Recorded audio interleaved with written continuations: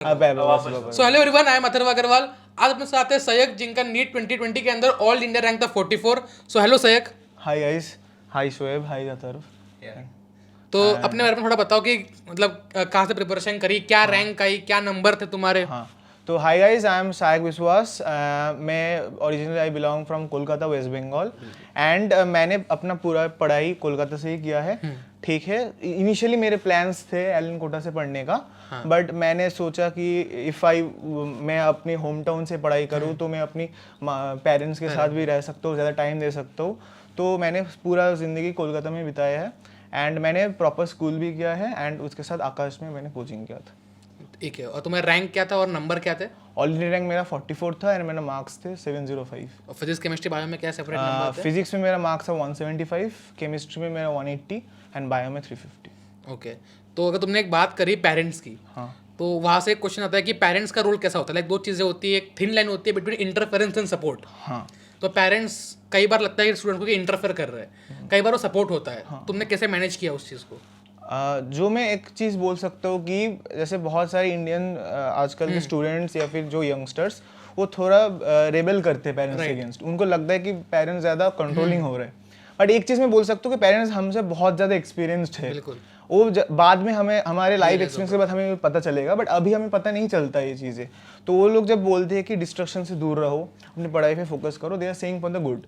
तो मैं ये बोलूँगा कि मेरे मम्मी पापा ने हमेशा ये मेरे को कभी कंट्रोल नहीं किया है एंड मैंने खुद से ही पढ़ाई किया है। उन्होंने ऐसा मेरे को जोर ज़बरदस्ती कभी नहीं किया कि यहाँ पे तुम फन नहीं कर सकते हो या फिर दोस्तों का घूम नहीं सकते हो। It was very natural and organic and हमेशा मेरे को मोटिवेट किए हैं। ठीक है, हमेशा मेरे जब टफ टाइम्स चल रहे थे, मेरे टेस्ट में कम नंबर आ रहे थे, they would always motivate me. तो ये तो मैं बोलूँगा कि मम्मी पापा के साथ हमेशा रहो, because they will stick with you in the worst times. Right. तो यार सायक, जैसे कि तुमने बोला कि टफ़ टाइम्स में पेरेंट्स ने बहुत मोटिवेट किया, जैसे टफ़ टाइम्स का मतलब यहाँ पे तुमने बोला कि कम स्कोर आना। हाँ।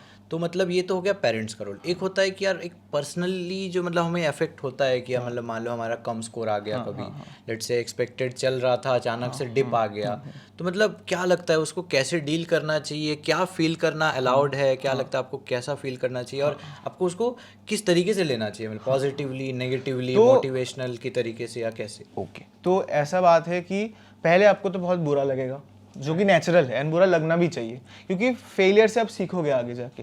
बात ये है कि आपको बहुत उसको लेवल को डिकॉन्स्ट्रक्ट करना है कि क्यों गलती हुआ और क्यों कम नंबर आए। पहले आप देखो कौन से सब्जेक्ट में आपका कम नंबर आए, कौन सा टॉपिक आपको थोड़ा वीक लग रहा था। दो चीज़ हो सकते हैं, एक आपने बहुत अच्छे से पढ़ लिया बट फिर भी आपके कम नंबर आए, एक आपने अच्छे से नहीं पढ़ा इसलिए कम नंबर आए। तो अगर अच्छे से आपने नहीं पढ़ा है तो आप देखो कि कौन सा सब्जेक्ट वीक है। अगर वो वीक है तो आप देखो कि कौन से बुक्स आप रेफर कर सकते हो बेटर कॉन्सेप्ट्स के लिए, फिर आप क्वेश्चन बैंक लगाओ, फिर आप देखो नंबर उसमें इंक्रीज हो रहा है कि नहीं। और अगर आपको कुछ डाउट हो रहा है तो आप टीचर से जाके पूछो, या फिर आप इंटरनेट के साथ लो अगर आपके पास अच्छे टीचर्स नहीं हैं तो ये हो गया अगर आपने अच्छे से पढ़ाई नहीं किया। बट अगर आपने अच्छे से पढ़ाई किया फिर भी आपका नंबर नहीं आ रहा है तो आप देखो शायद आपने सिली मिस्टेक करा होगा, शायद आपने ज़बरदस्ती जो जल्दबाजी में आपने गलत कर दिया होगा। तो ये भी हो सकता है। और कभी कभी ऐसा भी होता था, जो भी कोचिंग वाले टेस्ट होते हैं एलन या आकाश के, उसमें थोड़ा आउट ऑफ सिलेबस कभी कभी आ जाते हैं, स्पेशली इन बायोलॉजी। और नीट में क्या होता है, एनसीईआरटी फोकस होते हैं, इसलिए आप देखते हो जो भी एआईटीएस लेवल पे होते हैं 650 660 was a good score, but NEET में वो बढ़ जाता है 30-40 मार्क्स, क्योंकि एनसीईआरटी का इन्फ्लुएंस ज़्यादा होता है। तो आपको इस बात में डिमोटिवेट नहीं होना है कि मेरे को एनसीईआरटी के बाहर के सवाल ज़्यादा नहीं सॉल्व हो रहे। तो ये बात को भी आपको ध्यान में रखना है कि टोटल सिनेरियो क्या है, आपको नीट ओरिएंटेड ही पढ़ाई करना है। अगर आपको टेस्ट में थोड़ा कम नंबर आ गया, डिमोटिवेट नहीं होना, आपको एनालाइज करना है कि किस वजह से आपका कम नंबर आया। लाइक तुमने कहा कि तुम ऑफलाइन कोचिंग में गए थे, बट आजकल काफ़ी लोग ऐसे हैं जो ऑनलाइन पढ़ रहे हैं। लाइक इंटरनेट से काफ़ी लोग तो फ्री में यूट्यूब से पढ़ रहे हैं, और काफ़ी लोग सिलेक्ट भी हो रहे हैं।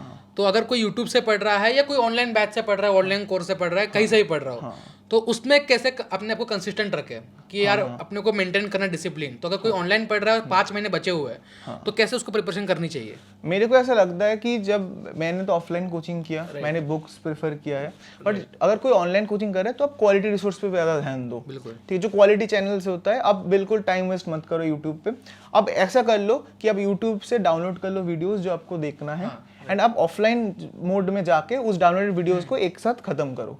ऑनलाइन में क्या होता है, आपके फीड में बहुत सारे डिस्टर्बिंग या डिस्ट्रैक्टिंग वीडियोस आते हैं, अब फिर उधर इधर हो जाता है उसमें। तो क्वालिटी कंटेंट, क्वालिटी चैनल्स ढूंढो। जैसे मैं आई कैन ऑनेस्टली मैं कॉन्फेस कर सकता हूँ कि फिजिक्स में मैंने आशीष अरोरा सर के कुछ इंपॉर्टेंट सॉल्व लाइक एग्जांपल्स उनकी देखा एक था। लास्ट में सीरीज थी मुझे जिसमें वो पोगो आता था, हाँ वो काफी इंपॉर्टेंट थी। उनका जो फिजिक्स गैलेक्सी चैनल है दैट वाज रियली गुड, क्योंकि बहुत सारे इंपॉर्टेंट जो प्रॉब्लम्स होते हैं उनका एकदम क्रिस्प सॉल्यूशन उन्होंने दे देते हैं। तो फिजिक्स गैलेक्सी जैसे एग्जांपल मैंने दिया, ये बहुत अच्छा एक चैनल है। फिर एक और था एटीपी स्टार बोल के विनीत खत्री सर का, अभी तो वो एक पेड कोर्स हो गया, बट पहले एटीपी स्टार में वो फ्री में विनीत खत्री सर थे उसमें, शंतनु सर भी थे, वो लोग फ्री में पढ़ा। तो ये जो क्वालिटी कंटेंट क्रिएटर्स है, जो टीचर, उनका आप आराम से फॉलो कर सकते हो बिना कोई दिक्कत से। बट आपको ये ध्यान रखना पड़ेगा कितना टाइम आपका स्क्रीन टाइम हो रहा है, एंड आप कोई बाहर अलग का वीडियोस नहीं देख रहे हो, ये बात।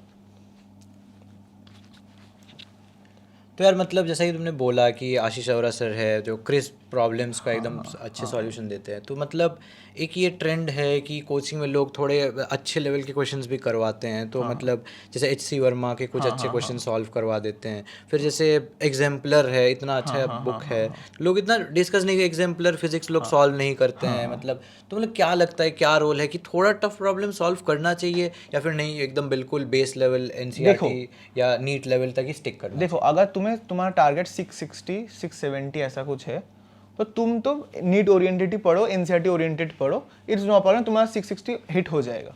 But the matter of fact जब तुम्हारा एम है 700 680 प्लस 690 ऐसा कुछ लाना है, तो तुम्हारा ना तब माइंडसेट बदल जाता है कि मेरे को बस सवाल गलत नहीं लगाना है। ऐसा नहीं है, सवाल से रिलेटेड नहीं है, तो तुम सब्जेक्ट के ऊपर भी एक कंट्रोल ला पाते हो। मतलब ऐसा नहीं कि मेरे को सवाल लगाना आता है बट मेरे को पता भी है सब्जेक्ट के बारे में, तब तुम्हारा टॉप 50 टॉप 100 टॉप 500 वाला मेंटेलिटी आता है जब तुम टफ सवाल लगाते हो। तो इसलिए मैं बोल रहा हूँ कि पहले तो तुम ओरिएंटेड रहो नीट कंटेंट। इसके अलावा अगर तुम्हें अच्छे सवाल लगाने पसंद है तुम्हें, तो तुम लगाओ ज़रूर। इससे ऐसा मत करो कि एक्सट्रीम मत करो कि बिल्कुल नहीं करना है और बिल्कुल उसमें चले भी मत जाना, क्योंकि कभी कभी ऐसा होता है कि बहुत ज़्यादा बायोलॉजी बाहर के सवाल कर लिए, आकाश के मॉडल्स कर लिए, अच्छा लग रहा है बहुत, और डोपामिन सर्ज मिल रहा है, वो एंडोर्फिन रिलीज हो रहा है। बट दिक्कत ये है कि उसके चक्कर में तुम मेन जो तुम्हारा कोर चीज़ है NCERT उसको भूल जाते हो। तो दोनों एक्सट्रीम ही खराब है, तो बीच में रहना and middle ground is the best thing. Like एक और सवाल जो बच्चे पूछते हैं कि भैया हमारा स्कोर इंप्रूव नहीं हो रहा। लाइक कई बार हो सकता है कि बैक टू बैक स्कोर घटिया सा आ रहा है या नंबर कम रह रहा है, तो उस टाइम कैसे अपने आप को मेंटली स्टेबल रखें, पहली चीज़। सेकेंड चीज़ है कि कैसे उस स्कोर को फिर इंप्रूव किया जाए। तो एक ऐसा होता है कि तुम्हारा मान लो कोई फुल टेस्ट या फिर कोई पार्ट सिलेबस टेस्ट में कम नंबर आए, तो पार्ट सिलेबस टेस्ट में ऐसा होता है कि कम नंबर आने के ऐसे चांसेस होते हैं। अगर तुम NCERT ओरिएंटेड पढ़ते हो तो उसमें बहुत ज़्यादा डीप के सवाल पूछे जाते हैं, क्योंकि number of chapters are less, तो इसीलिए बहुत ज़्यादा डीप के सवाल पूछते। शायद तुमने बायोलॉजी उतना लेवल तक पढ़ा नहीं है जो वो लोग एक्सपेक्ट करते, एंड जो नीट में नहीं आएंगे, तो शायद तुम्हारा उसमें डिप हो सकता है नंबर। तुम्हें बस एनालाइज करना है किस वजह से मेरा हो रहा है, क्या मैं सही पाथ में हूँ कि नहीं, और तुम्हारा रेफरेंस टिक होना चाहिए। तुम्हारा नीट के एग्जाम नहीं, AITS नहीं है, LN के टेस्ट ये सब नहीं है, तुम्हारा ईआर स्टिक जो होना चाहिए वो नीट के एग्जाम होना चाहिए। दूसरी बात है कि हमेशा ऐसा होता है कि कुछ और टॉपिक चल रहा है और तुम्हारे पास बैकलॉग्स आए गए। ऐसा हुआ कि एक एग्जाम हुआ और जस्ट बाद वो लोग नया टॉपिक शुरू कर देते, बट तुम्हारा पिछले एग्जाम खराब गया, तो तुम कैसे करोगे? इसलिए मैं हमेशा बोलता हूँ पैरेलल हसल करो, जो अभी के टॉपिक्स है उनके ऊपर ही मेन फोकस दो, ताकि आगे जाके उनका दिक्कत ना हो, और जो पीछे पड़ा हुआ है वो बाद में देखो, बट उनको छोड़ो मत। ऐसा करो, वीक में मान लो 7 डेज है तो तुम 5 डेज दिया करंट टॉपिक्स को और 1 दिन या 2 दिन दिया पुराने टॉपिक्स को। साइड हसल करो। क्या होगा, धीरे धीरे, ऐसा नहीं होगा कि तुम्हें अचानक से चेंज होगा, क्योंकि बहुत, अगर मान लो तुमने 6 महीने का बैकलॉग है तो वो तो 1 महीने में कवर नहीं होगा, बट धीरे धीरे ओवर एन ईयर जब तुम मेहनत करोगे और 2 दिन जो देते हो तुम हफ्ते में, वो एक कंट्रीब्यूशन लाएगा तुम्हारा बैकलॉग कवर करने के। बढ़िया। मतलब लास्ट में बस कंक्लूड करते हैं, मतलब तो बस ये कंक्लूजन में मैं ये पूछना चाहूँगा कि कोई ऐसा फाइनल कोई टिप हो, जैसे मेनली कंसिस्टेंसी को लेके कोई टिप, मतलब मैं पूछना चाहूँगा, क्योंकि बहुत से स्टूडेंट्स पूछते हैं कि मतलब 2 साल, जैसे तुमने बोला कि चीज़ें एक्यूमुलेट होती है 2 साल के ऊपर स्पैन में, अगर आप देखोगे तो बैकलॉग भी क्लियर हो जाएगा अगर आप धीरे धीरे थोड़ा थोड़ा कर करोगे। तो ये कंसिस्टेंसी बनाए कैसे रखें, मतलब लगातार? मेन बात ये है कि आपको कभी गिव अप नहीं करना है, कुछ भी हो जाए, क्योंकि ये 2 साल में the main trick is 17 lakh में क्यों कुछ ही लोग टॉप कर पाते हैं। ऐसा नहीं कि उनका कॉन्सेप्ट बहुत ज़्यादा अच्छे है, शायद 5% अच्छे होंगे बट उनके रिजल्ट 20% अच्छे, 25% अच्छे। तो एक्स्ट्रा 20% कहाँ से आ रहा है? क्योंकि उन्होंने लास्ट के 6 मंथ्स में अपना नर्व रखा है। लास्ट के 6 मंथ्स में उन्होंने कुछ नहीं सोचा है, जोन आउट होके उन्होंने पढ़ाई किया है, कुछ डिस्ट्रक्शन उनके दिमाग में नहीं आया है। और अगर उनके कम नंबर भी आ रहे थे बट फिर भी उन्होंने सेल्फ बिलीफ रखा कि I can improve my self. ये बात है, उन्होंने हड़बड़ी नहीं किया है। और मोस्ट इंपॉर्टेंट थिंग है कि एग्ज़ाम के दिन भी बहुत मैटर करता है, वो लास्ट जो एक्स्ट्रा माइल हम जो कहते हैं, एंड जो 650 से जो 700 ये जो जोन है, ये बढ़ाने के लिए जो मैटर करते हो एग्ज़ाम के दिन। तो मैं बोलूँगा हमेशा कूल एंड कंपोज्ड रहना एंड कभी हड़बड़ी मत करना।